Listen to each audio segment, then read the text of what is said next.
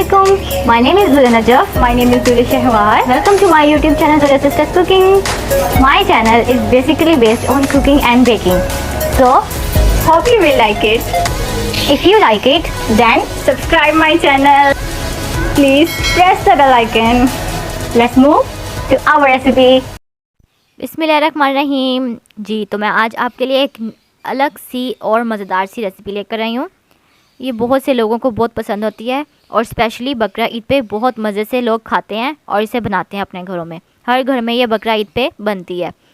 तो ये देखें, मेरे पास यहाँ पे बीफ की चॉप्स हैं, यानी चाँपें। तो इनकी देखें इस तरह की थोड़ी लुक होती है, ऊपर इस तरह से बोन होती है इसकी और नीचे बीफ लगा हुआ होता है।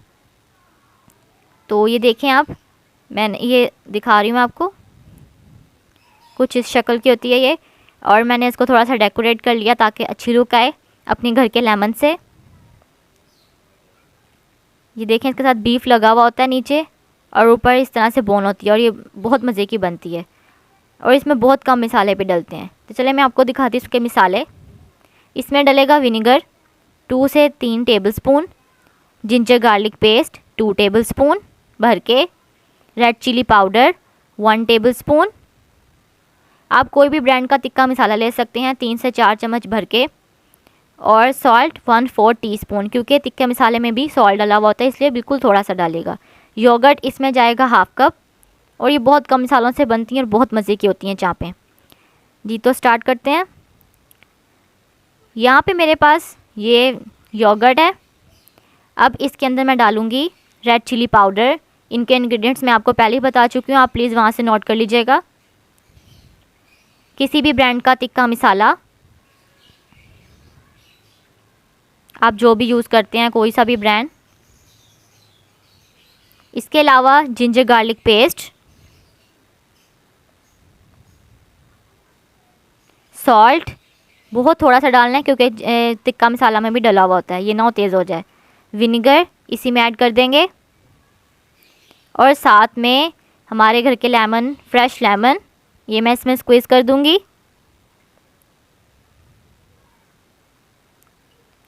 इसके अलावा मैं इसमें जो डालूंगी वो दूसरा इंग्रेडिएंट्स है हमारे पास, ऑयल है। इसको पहले मैं मिक्स कर दूंगी, फिर मैं आपको बताती हूँ इसमें ऑयल जाएगा, वो भी मैं आपको बताती हूँ कितना जाएगा। इसे अच्छे से पहले मिक्स कर लेते हैं ताकि इसके अंदर जो ये दही के लम्स हैं वो ख़त्म हो जाएं। जी तो ये मैंने मिक्स कर लिया है, ये आप देख सकते हैं अच्छे से मिक्स कर लिया है। अब इसका नेक्स्ट स्टेप है ऑयल।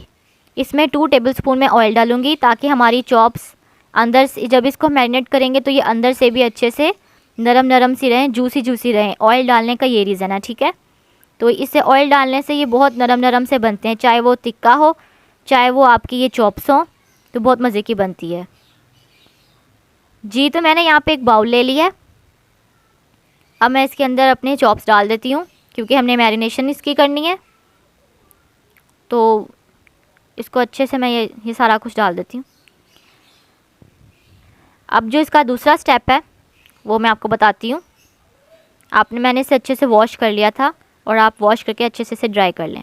अब इसके अंदर मैं ये मसाला डालूँगी जो हमने बनाया था, पेस्ट जो बनाई है हमने दही की, वो इसमें ऐड कर देंगे और इसकी बहुत मज़े की खुशबू आ रही है इस टाइम और ये बहुत मज़े का बनता है खाना। जब इसे खाओ तो बहुत मज़ा आता है और खट्टा खट्टा खट्टा जब जायका आता है ना इसका, तो बहुत मज़ा आता है क्योंकि इसके अंदर जो विनेगर और लेमन है वो इसको अच्छे से मैरिनेट करेगा।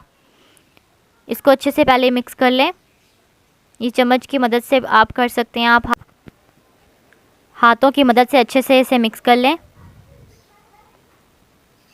मैं चम्मच से कर रही हूँ।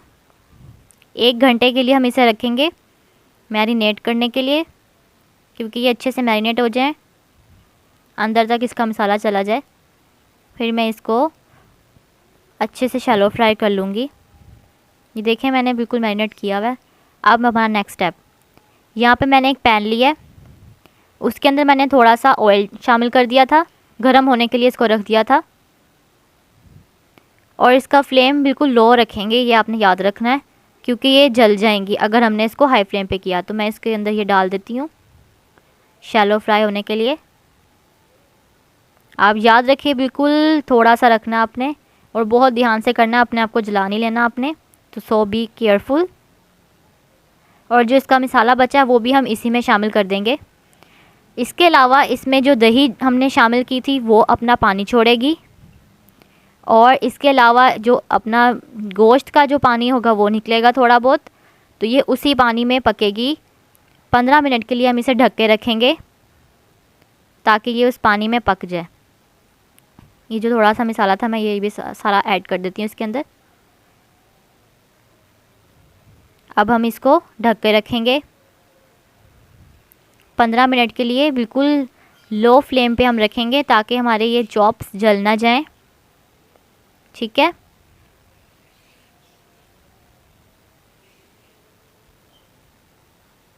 ये मैं ढकने लगी हूँ।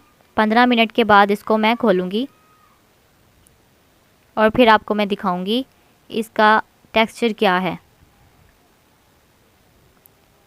जी तो गाइस 15 मिनट के बाद ये मैंने खोला है। ये देखें पानी इसका निकला आया, देखें साइडों पे आपको पानी नज़र आ रहा होगा।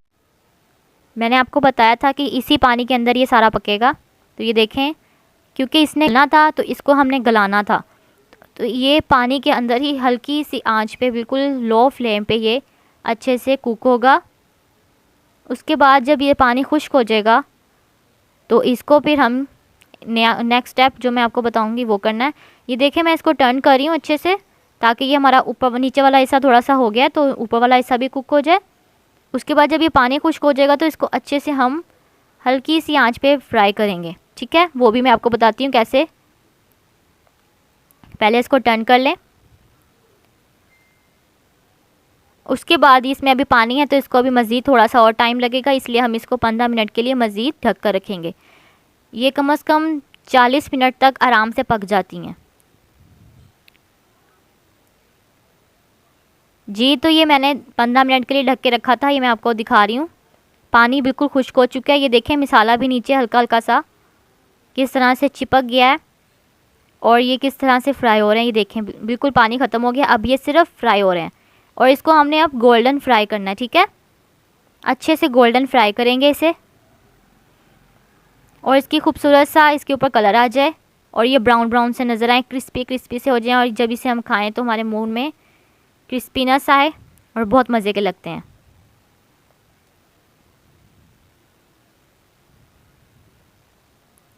ये देख सकते हैं मैंने दोबारा ढक के रखा था, अब ये बिल्कुल आराम से पक चुके हैं। मैंने उनसे टर्न कर दिया था। ये देखें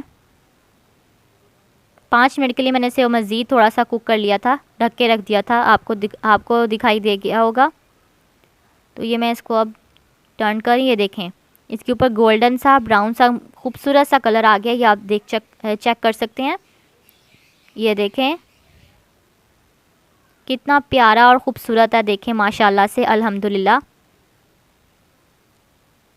ये आप देख सकते हैं ये बहुत मज़े की बनती हैं और जब ये खट्टी खट्टी मुंह में आती हैं तो और भी मज़े की लगती हैं और बहुत से लोगों को पसंद है, स्पेशली बकरा ईद पे तो बहुत बनती हैं ये देखें ये बिल्कुल गल चुका है।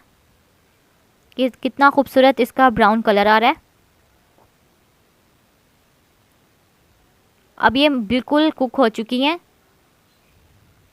आप इसको ज़ीरे वाली या काली मिर्च वाली दही के साथ एंजॉय भी कर सकते हैं। अगर आपको केचप के साथ पसंद है तो उसके साथ करें। जी तो ये देखें हमारा ये बिल्कुल रेडी था। मैंने इसको अच्छे से डिश आउट कर दिया है। ये देख सकते हैं अनियन गोल स्लाइस में कटे हुए हैं और हमारे घर का फ्रेश लेमन, इसको भी हमने इस तरह से अच्छा से करके गार्निश किया। और ये देखें कितना प्यारा सा हमारी बीफ की चॉप्स यानी चाँपें बिल्कुल तैयार हैं। आई होप आपको मेरी रेसिपी अच्छी लगी होगी। अगर आपको अच्छी लगी है तो प्लीज़ मेरे चैनल को सब्सक्राइब करें और लाइक ज़रूर कीजिएगा और मुझे कमेंट में ज़रूर बताइएगा कि आपको मेरी रेसिपी कैसी लगी है। सो मुझे दीजिए इजाज़त। अपना आप सब ने बहुत सारा ख्याल रखना है। अल्लाह हाफिज़।